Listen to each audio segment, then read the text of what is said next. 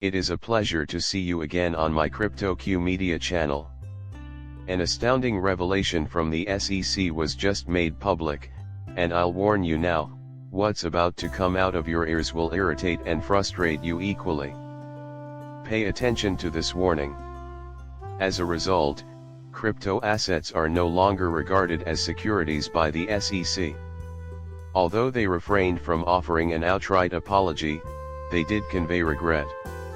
Even by their standards, it is surprising because it is clearly an admission of wrongdoing. Their sole claim is the security of crypto assets. You have no idea what it means, it's just shorthand.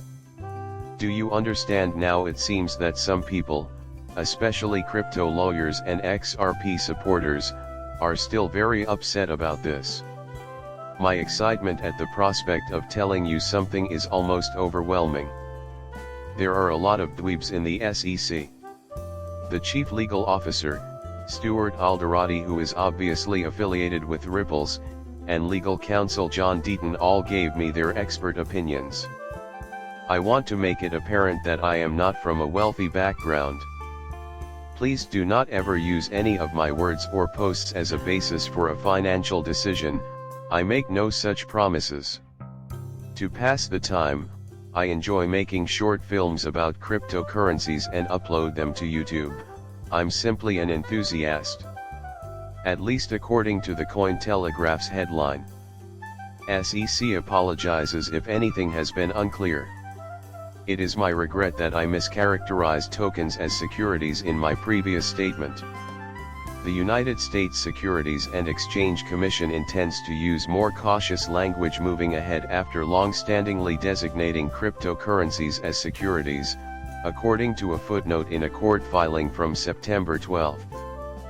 The 10 crypto assets identified on the Binance website as securities in a 2023 SEC lawsuit prompted the retraction.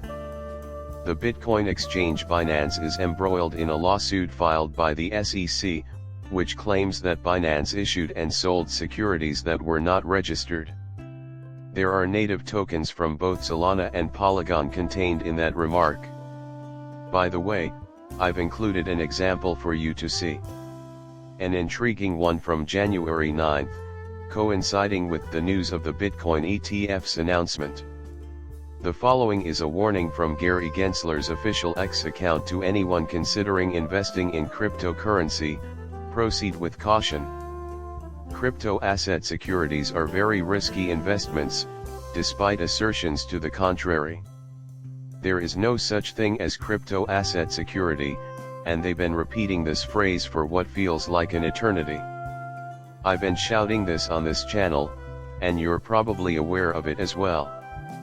The SEC simply came up with that term, it has no bearing on the law. The point is moot.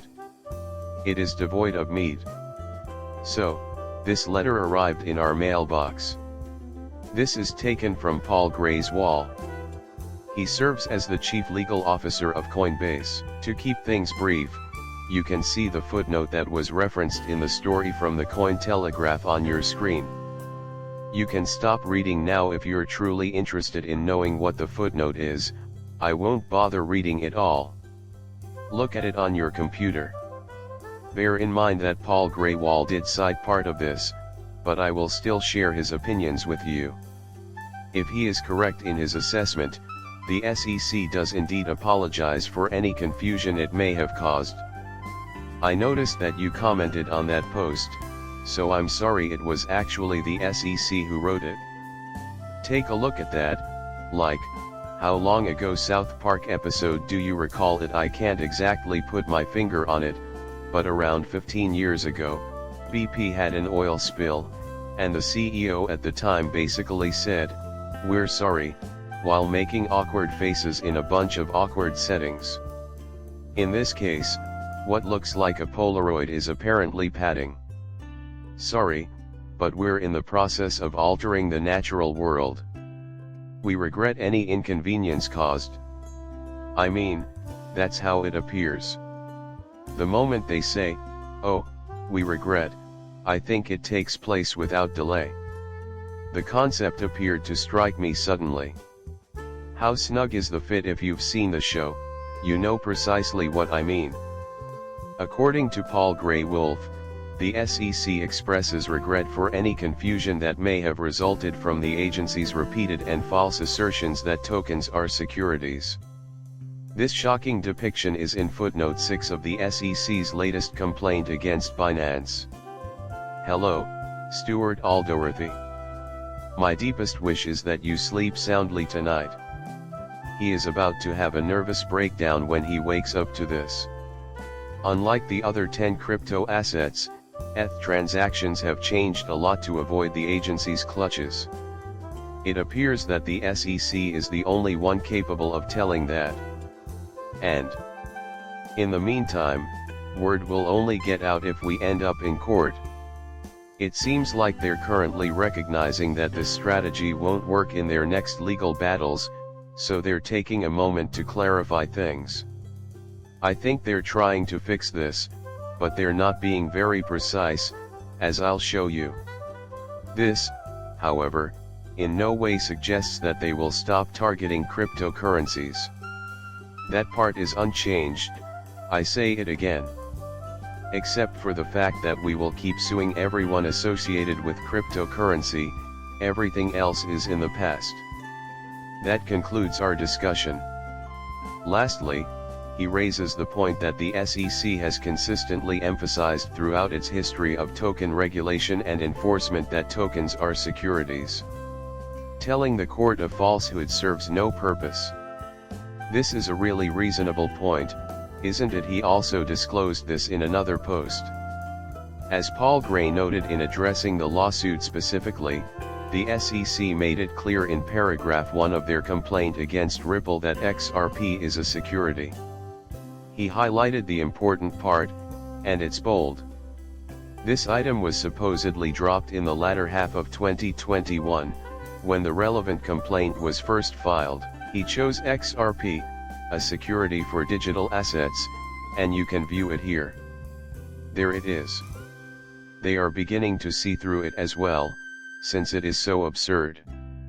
When I say relevant portion, I imply that particular excerpt. So, this is what lawyer Deaton thinks. In my January 1, 2021, writ of mandamus against the SEC, I claimed that the agency had ignored 75 years of precedent when it classified the token as a security. I would pause to say that while it's true that some commodities, like orange groves, condos, chinchillas, digital assets, or even beavers, have been sold as investment contracts or packaged in a specific way, the tangible good itself has never been considered a security. The SEC asserted that in that footnote. For that reason, having read it, you will understand. Well, they did cite it. If it was unclear, we regret it. They were very sorry. If there was any confusion, they are sorry. However, if I really set out to do it, I could likely unite the languages in an instant. They did, however, accept it and clarify that it is just shorthand. I couldn't agree more. It is the main thing that drives me crazy about this. So, they came up with a statement that, if believed, would make any sane person think the cryptocurrency is a security. They have since issued an apology for the misunderstanding and the claims they made. The fact that it denotes cryptocurrency that has been unlawfully packaged lends credence to their argument. We may put all the information we have into a packet. Avoid using the term. Wow, that's really absurd. Do you think this is real life? What on earth are you all here? No matter what the situation is, they are simply intolerable. As he goes on, Attorney Deacon brings up Senator Warren and tags her remarks with "you," suggesting that he is in a race for the Senate. He claims that I stepped in to protect the interests of crypto millionaires rather than the hundreds of thousands of individual token holders whose livelihoods were on the line. I contacted Senator Warren's office on behalf of 627 of her Massachusetts constituents who were token holders. Warren monitors the SEC as a member of the Banking Committee. She did not do anything at all. All I wanted was for the SEC to do what the law says and make it clear that XRP tokens are not securities. An assault was begun against me in addition to their refusal to do it by the SEC's attorneys. The SEC's lawyers were deemed to be unloyal to the law and focused solely on winning cases, rather than safeguarding investors, according to the Federal Court Southern District of New York. As amicus counsel, I was nominated by President Obama after Judge Torres, a veteran Democratic judge, concurred with me throughout the case. I volunteered for a large number of hours. Fighting for the rights of ordinary investors was my first priority. The SEC must pay more than $15 billion in damages for the 75,000 small investors it harmed due to its misconduct and excessive reaching. The SEC's apologies are unacceptable. It is the responsibility of the SEC to make sure that people are punished. We are quite grateful for the viewers' presence here. It means a lot to me that you've subscribed and watched my channel. Until then, take care.